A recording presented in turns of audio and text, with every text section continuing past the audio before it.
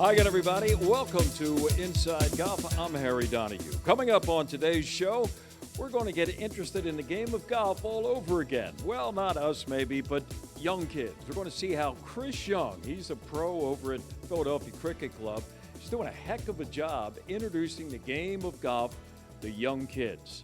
We'll start out by finding out how Chris was introduced to the game and how now he's passing it on to a whole new generation. Did you attend a recent golf show at the Expo Center out in Oaks? Well, you may not have known that all the electricity for that event came from 2,500 solar panels. Rachel Riley of Valley Forge Tourism will have all the details. We'll also travel to Merion and learn about mower grinding and also sharpening those blades on a regular schedule. The equipment manager, Robert Smith, will take us through the process. And of course, coming up from this very spot at Lulu, our teed-off panel. It's another big show on Inside Golf, and it's coming up next. The 26th season of Inside Golf is presented by Destination Montco Golf. Your next golf getaway is in Valley Forge in Montgomery County, Pennsylvania. Visit valleyforge.org. By the First Tee Greater Philadelphia. The First Tee not only helps young men and women become better golfers, but most important, better people. Get involved. Visit firstteephiladelphia.org. By the Philadelphia Association of Golf Course Superintendents, a community of professionals enhancing the game of golf since 1925. Make sure you thank your golf course superintendent today. By the Golf Association of Philadelphia, GAP, celebrating amateur golf since 1897. By Jersey Man and Philly Man Magazine, a digital publication and private business network. Read the current issue free at jerseymanmagazine.com. By the Haverford Trust Company. For life's must-haves, there's Haverford. And by Inside Golf's partner since 1998, the Philadelphia PGA section, the experts in the game and business of golf. Golf is the great equalizer. For many, this journey is an escape from reality, a chance to be part of a team, a career opportunity. PGA Reach impacts lives through golf by lifting people up, giving them hope, and sending them down an alternate path that they never saw coming. With PGA Reach Philadelphia, as in life and in golf, the most important shot you take is the next one. Now, meet the pro. Brought to you by Haverford Trust, where quality investing is a hole-in-one for our clients. Started caddying at Commonwealth at age 14 and instantly got hooked on the game. From there on, I've never had another job outside the golf business.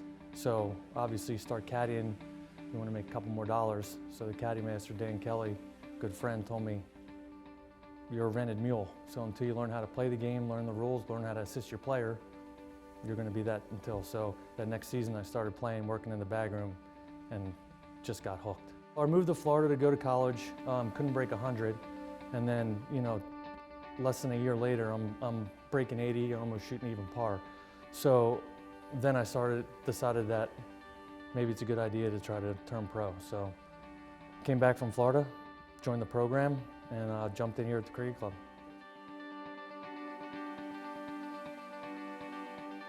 Yeah, so I started as assistant caddy master back in 2001. And everything was going great. I loved being the caddy master. I was still in the PGA program and thought outside was the way to go. You could play more, play a lot more because you're there in the morning, leaving early. Golf shop, other duties, so you're there a little bit later, closing the shop. So I decided, felt like I could make more money being a caddy master. So I pursued that. Jim came in and being a great mentor, a great boss, directed me to steer other avenues. I'm now a PGA member. Is this what I want? I should better myself and make a better career. He saw more from me than being a caddy master. So that next year went in the golf shop and found that it wasn't for me. Went into Jim's office and just said, Jim, this isn't my cup of tea. He just made sure I stayed the rest of the year so I didn't leave him in limbo. I then left, went to Golf Tech because I wanted to pursue a career in teaching. Less than a year later, he called me back because our junior program kind of took a nosedive. And that's where I found my little niche running the junior program, and I've been doing that ever since.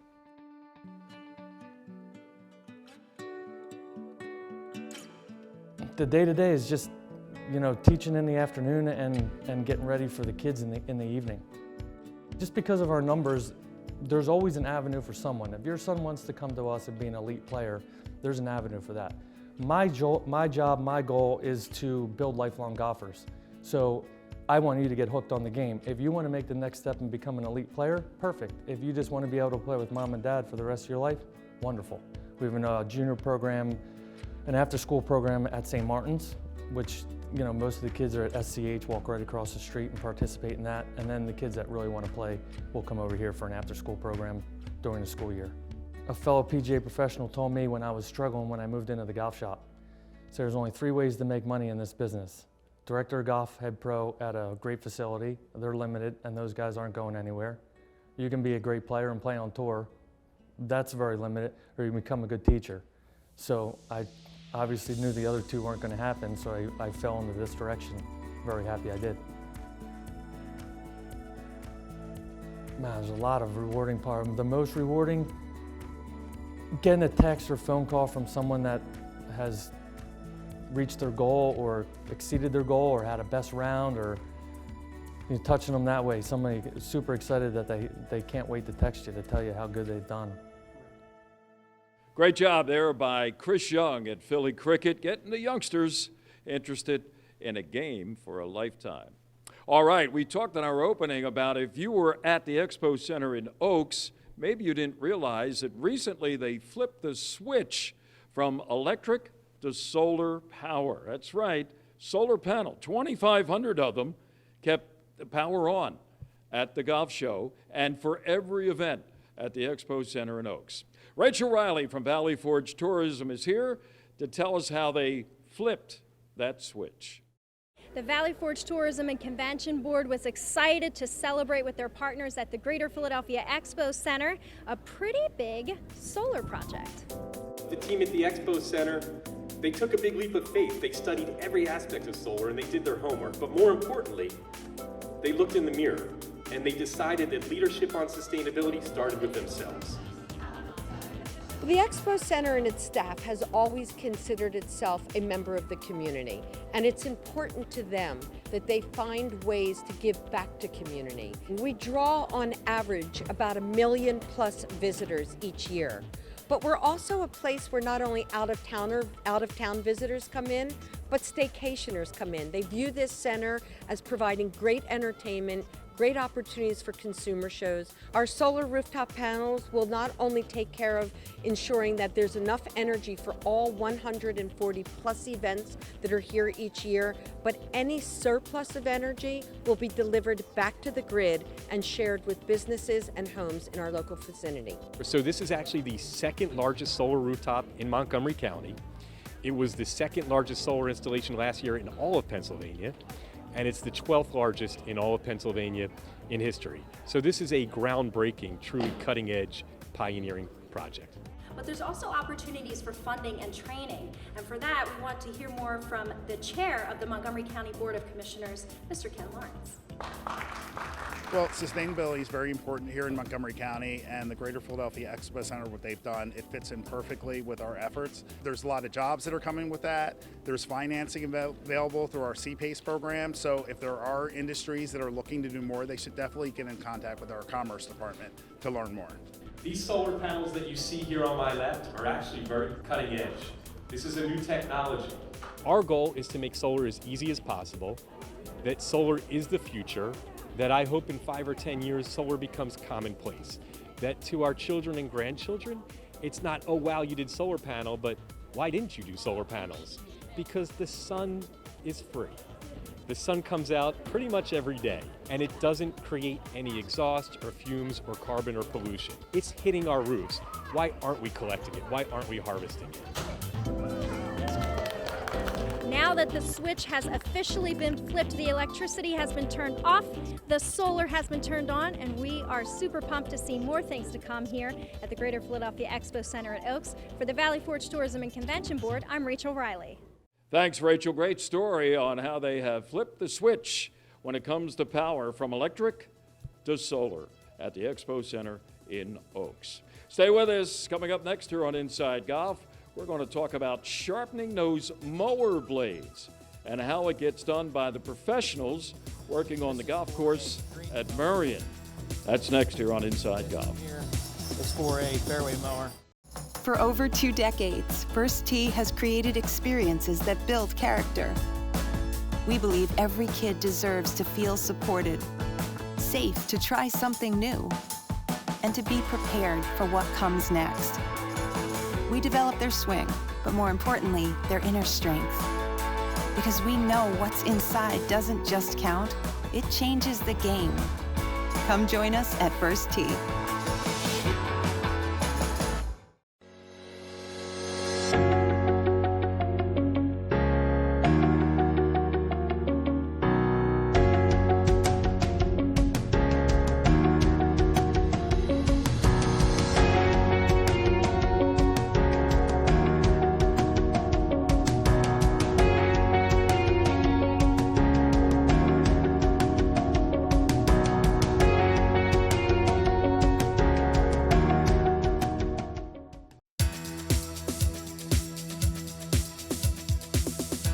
Welcome back to Inside Golf. You know, if you've been following the show recently, you know we've been talking to golf course superintendents. What a job they do.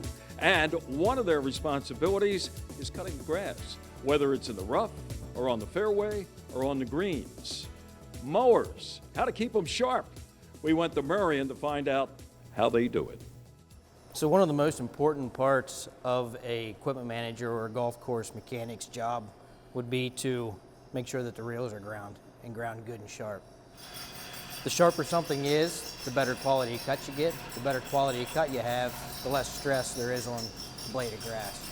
For a prime example, it would be if you cut yourself, say your knuckle, and it's something dull, it tears. Versus if it's something sharp that cuts you, it's a nice clean cut, therefore it's going to heal quite a bit quicker. It's the same principle. So there's many different variables on when you grind. It all depends on, as far as the superintendent's, he wants to throw some top dressing down, then you're going to have to grind a lot more frequently. During aerification or after aerification, you're going to grind a little bit more frequently because a lot of that debris is coming up, and you're picking a lot of that stuff up with your reel and your bed knife. So this is a reel grinder. What this does is it grinds your reels. So you have a cylindrical reel with a stone on it, and it just sits there and grinds. You're also just cleaning everything up as well. So you might take an already sharp reel and you want to clean it up just a little bit. You slap it on and you go ahead and grind away. Off to your left here is a bed knife grinder. Right now we're grinding our top face, which is set in with angles that we determine depending on what type of grass you use, what for attitude you're running on your reel, bed knife, and what kind of height you're going to be mowing with. After we get done with our top face, we're going to spin that down and we're going to grind our front face, which also has a predetermined angle in it with all those other things I was talking to you about. It determines what for angle you run at. One of the big things also is creating a grinding schedule. We do a lot of research out in the golf course. We have a microscope that we look into, us as mechanics. We'll run out, make sure everything's good, and then we'll scope our turf. What we're looking for, the tip of the leaf blades. Are they tearing? Is it a clean cut? So on and so forth. The grinding schedule that we have here, greens mowers every 14 days. Now we can push that back a little bit if we need to. Fairway mowers is about every 21 days, which we follow the growth regulations is what the superintendent sets up. So there's several different reels you can use. For our greens, we have 14-bladed reels, and for our tees, fairways, and approaches are 11-bladed reels. They're ground the same. The only difference is the thickness of bed knife. The angles are going to be a little different on those bed knives. Once again, it all depends on how low you're mowing and what type of grass you're mowing. So these bed knives here, the one on my right hand, you can see the thickness of that unit. This is for a greens mower. And then this one here is for a fairway mower. The reason why the greens mower is a lot thinner is because we mow quite a bit lower than what we do on our fairways. So after we do go through the process of grinding the reel, grinding the bed knife to the angles that we want, now it's time to check in the mower. And what you're doing is you're checking the gap between your reel and your bed knife. Now this piece of paper is 300 thousandths of an inch. Spec is going to be 200 thousandths, determined once again by your distributor. Whether it's Toro, Jake, John Deere, always make sure you go back to your specs in the book. But we turn the piece of paper on its side and run this piece of paper down through, and how it just kind of sweeps in the paper. We know from left to right that our gap is going to be the same and it's set. Now the final product is spinning that reel, making sure that that piece of paper is getting a good clean cut across the end. At the end of the day, this piece of paper replicates a blade of grass, which in our case is going to be bent. You know, if you're getting a pretty good cut on this piece of paper, then our mower quality, cut quality is going to be really good out in the golf course. So whether golfers know it or not, there is a lot of science when it comes to setting in a mower. You want to make sure everything's set up properly. And if something isn't set up properly, it could once again cause stress on the turf and affect playability. So 75% of what we do here in the shop, it has something to do with the mower, checking it in, things like that. Check in something from the time it goes out to the time it comes in. Thanks, Robert, and thanks for the tip. Maybe some of you folks learned something about how to keep your blades sharp in the backyard. Stay with us. Coming up next, our teed-off panel from here at Lulu. Sounds appetizing. There's to coins me. and there's teeth sticking off this thing. I shouldn't be telling everybody that, but that was probably the worst thing I found in my golf bag.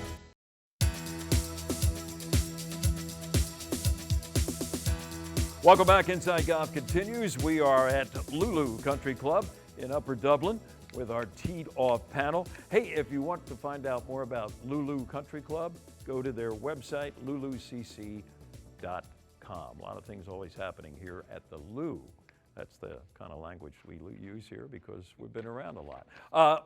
Jim Sullivan, distinguished member of Lulu Country Club. Thanks for having me. He is captain of their third team. GAP team? Yeah, third Just team a third? Just Well, a third that's team all right. this year. Yeah. How's it shaping up for this year's We're going to have a rough go. Uh-oh, Yeah. there you go. First and second teams will be good. Third team, my crew's going to be hurt. Well, you probably got a bunch of plus guys on that third Maybe. team. I know Maybe that. a couple. Overbrook member, president of GAP, Oscar Mestri is back with us. Always a pleasure to see you, Oscar. Good to see you, Harry. And from Lulu, he's the general manager. He's the man that does it all here at Lulu, John. Well, Rudd. Sully calls me the club champion. I call him the runner-up. So make sure that's on camera, Harry. Club you champion, guys are runner-up. partnered. The misery just never ends. It never No, stops. It continues. The Never tradition, stops here. The tradition, unlike any other, continues. And this is why I'm sitting between That's you. it, Right. exactly. We Yeah. can't have you guys not having a barrier island there like That's it. Oscar Mestri. Okay, John, since you're our comedian here on the That's panel, what about when was the last time you cleaned out your golf bag? Golf Okay, bag. and what did you find in there that you forgot about or you'd like to share with our viewers? I changed my golf bag last year.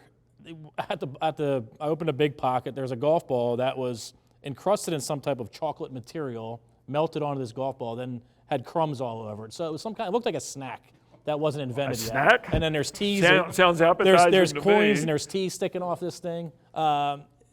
I shouldn't be telling everybody that, but that was probably the worst thing I found in my golf bag. Really? Any old crusty balls? There's teas, I haven't cleaned my bag out in probably 10 years. A USGA rule book? Yeah, I had that's three been range. I had updated three like range 20 times. 3 range finders I didn't even know I had. Really? Yeah, there was a million things in this. Do you have golf any of bag. those left over before we leave here? PJ Asierno steals them all. Don't worry, he takes them all. TJ takes care of the extras. Yeah, he takes care of the extra stuff. How about that? Any like rain gear or anything?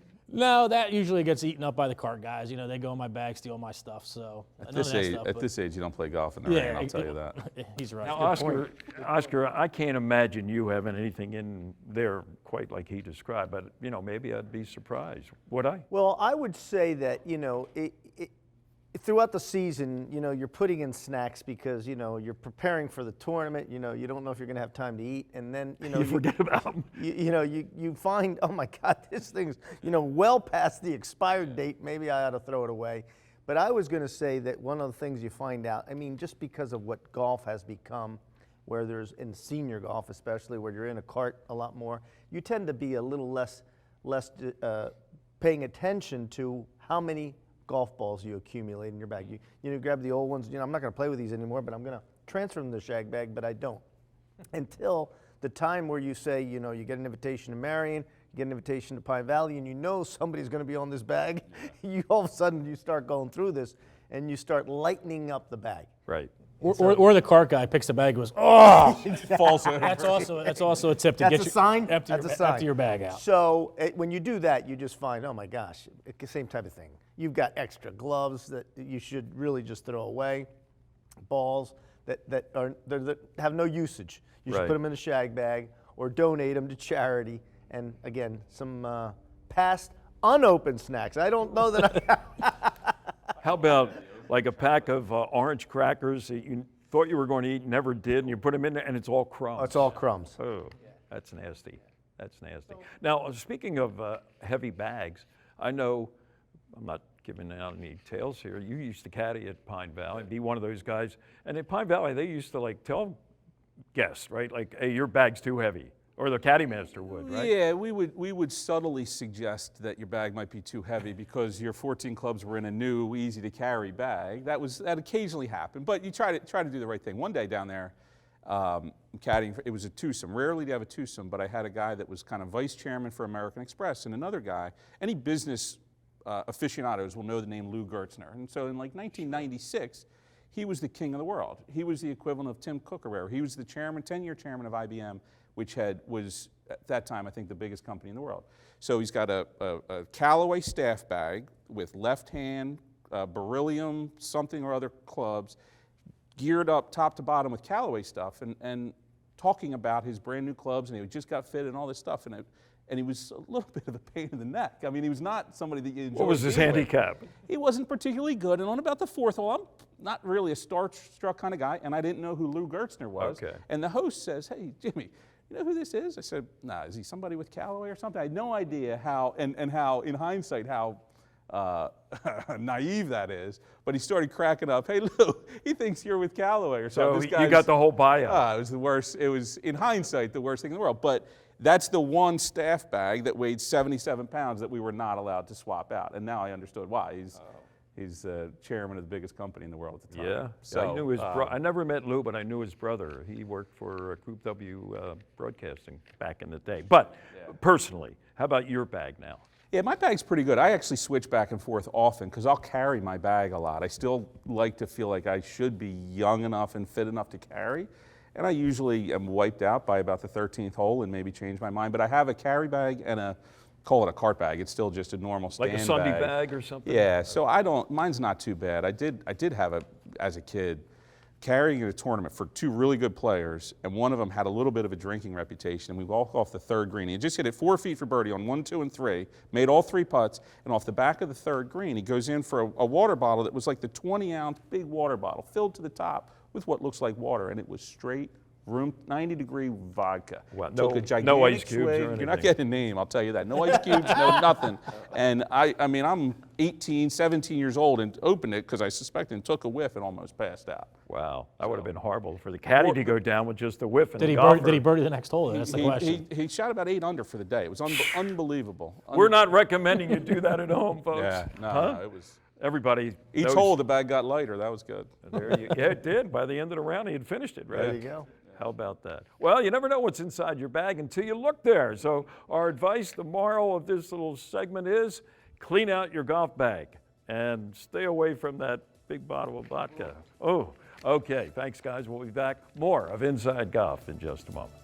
Designed by Donald Ross, Lulu Country Club is one of the premier private golf courses in Montgomery County. This classic 18-hole course boasts a new state-of-the-art clubhouse with many amenities for members to enjoy. Members are invited to play in events, tournaments, and enjoy guest privileges. For more information, contact membership at lulucc.com. So, what do you want to do today? Today, I want to run. I want to skate. Thank you. I want to see a show. I want to play. I want to eat, like a lot. I want to sleep in a hotel. Can we do all that? We can do all that and more.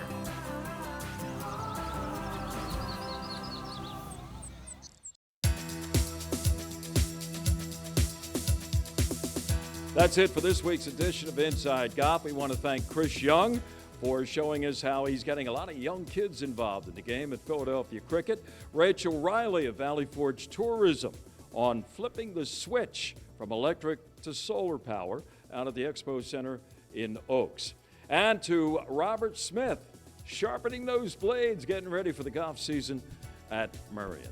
I'm Harry Donahue, and remember, you got places to go, people to see, and things to do. Well, why not fit in a round of golf or two, at least, and enjoy it? We'll see you next week on Inside Golf. The 26th season of Inside Golf is presented by Destination Montco Golf. Your next golf getaway is in Valley Forge in Montgomery County, Pennsylvania. Visit valleyforge.org. By the First Tee Greater Philadelphia. The First Tee not only helps young men and women become better golfers, but most important, better people. Get involved. Visit firstteephiladelphia.org. By the Philadelphia Association of Golf Course Superintendents, a community of professionals enhancing the game of golf since 1925. Make sure you thank your golf course superintendent today.